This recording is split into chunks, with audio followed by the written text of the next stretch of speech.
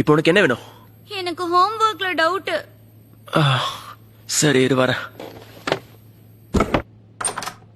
Quadratic equation கடுப்பேத்துது.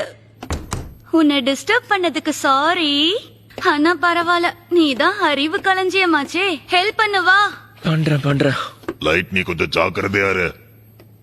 உன்கிட்ட இருக்கிற death நோட்ட வேற யாராவது மனுஷங்க தொட்டா அவங்களால என்ன பார்க்க முடியும்.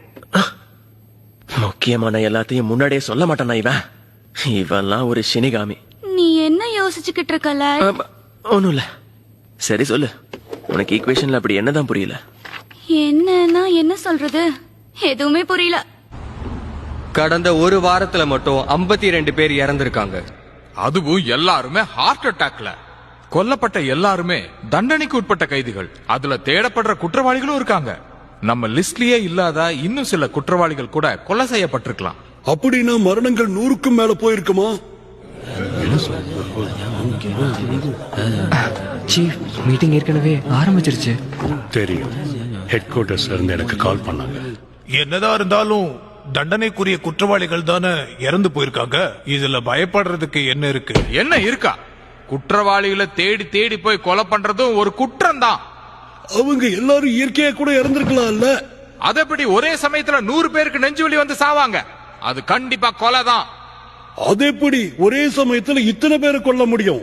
இதுக்கெல்லாம் சாத்தியமே இல்ல. இந்த கொலைகளுக்கு பின்னாடி ஒரு பெரிய அமைப்போட பங்களிப்பு இருக்குமோன்னு நாங்க நம்புறோம். ஒருவேளை நீங்க நினைக்கிற மாதிரி இருந்ததுன்னா கண்டிப்பா இதுல FBI-ஓ இல்ல CIA-வோ இன்வால்வ் ஆயிருக்கணும். வார்த்தையை அளந்து பேசுங்க. நிறுத்துங்க. எதுக்கு தேவையில்லாம பேசுறீங்க? இங்க தொடர்ச்சியா நடந்துட்டு வருது. கொலையா இல்ல கோஇன்சிடென்ட்ஸானு நம்ம தெளிவுபடுத்தி ஆகணும். ஆனா எல்லாரோட அட்டாப்சி ரிப்போர்ட் பிரகாரம் எல்லாருமே ஹார்ட் அட்டாக்ல மர்மமான முறையில இறந்திருக்காங்களா? எல்லாரும் மர்மமான முறையில இறந்து போயிருக்காங்கன்றனால கேஸை எப்படி கொண்டு போறது? சரியா சொன்னீங்க. ஒருவேளை கத்திய பயன்படுத்தி இருந்தா கூட நம்மளால கண்டுபிடிச்சிருக்க முடியும். இந்த கேஸ விசாரிக்கிறதுக்கான சரியான ஆள் எல் தான். என்ன சொல்றாரு? இதெல்லாம் நம்புற மாதிரியா இருக்கு. இத பத்தி நீங்க என்ன நினைக்கிறீங்க? சரியா சீஃப், ஆமா, யார் அந்த எல்? ஓ, இதான உன்னோட முதல் கான்ஃபரன்ஸ் மீட்டிங்? எல்லுங்கிறது யாரு, எங்க, எப்படி இருப்பான்னு யாருக்குமே தெரியாது. ஆனா சிம்ம சுப்பனமா இருக்கிற கேஸ் கூட ரொம்ப சிம்பிளா கண்டுபிடிப்பாரு. உலகத்தோட அன்சால்வ்டு கேசஸ் கிராக் பண்றதுல அவர் கில்லாடி. அவரு தான் நமக்கு ட்ரம்ப் கார்டு. அவரை நம்புறதை தவிர நமக்கு வேற வழி இல்ல. யாரு? எல்லாம் அவருக்கு விருப்பப்பட்ட கேசஸ் மட்டும்தான் அவர் விசாரிப்பாரு. நம்ம யாராலையும் அவரை வற்புறுத்த முடியாது. சரியா சொன்னீங்க. இப்போ நாம அவரை எங்க போய் கண்டுபிடிக்கிறது?